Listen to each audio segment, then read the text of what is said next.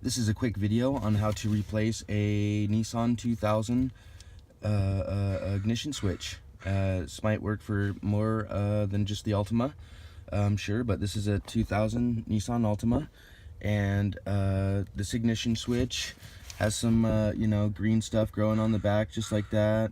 It looks pretty rusted and corroded, like some old battery cables, and this thing was actually drawing the power off of my battery when the car would sit, and it was pulling off like 6 volts or something.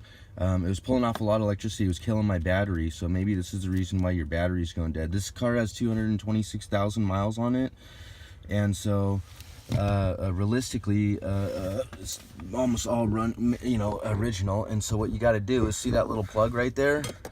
That's the plug, and this is a Beck and Arnley, and just the replacement was only $20 on Amazon.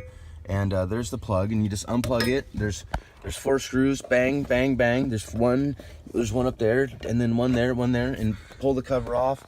That pops off, and then first you got to pull the panel off, the lower panel.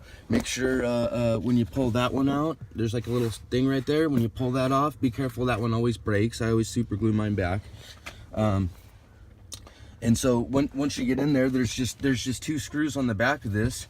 See those 2 screws right there? Just bang bang, right there, in there, and then those screws come out, and you got to pull it out. And then once you put it back in, car starts good, and no more electrical problem. And how we tested it was we hooked up a voltage meter up to this and here, and started pulling these fuses here, and the relays, whatever, and until we got to the ignition. And when we pulled the ignition, that's where all the drain was coming from. So maybe that'll cure your problem.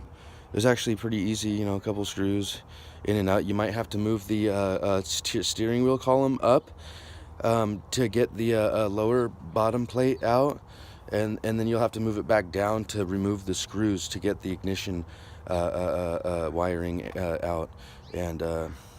And basically, if you have any issues, take a picture of it before you pull it out, and then yeah.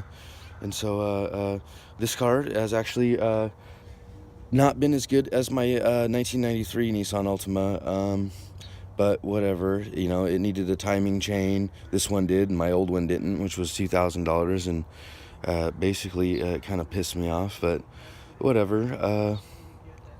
Nissan did a sloppy job on the timing chains on these Altimas, so if I were you, I would never buy one unless it was like given to you. And well, whatever, if you want to pay $2,000 to get a Nissan timing chain fixed, it's kind of pointless, because they're not even worth like more than $1,500 probably, the whole car. So yep, that's my Nissan. It's a turd, but whatever, it's my turd, and I can take care of it. And it's actually got 236,000 or 26,000 miles on it, and all original equipment, original motor, original trans, everything still runs great. There's not a damn thing wrong with this car, other than I have too many cars and it needs a new owner. But yeah, have fun, guys. Hope that solves your problem with the Nissan drain killing your battery when you let it sit. All right, take care.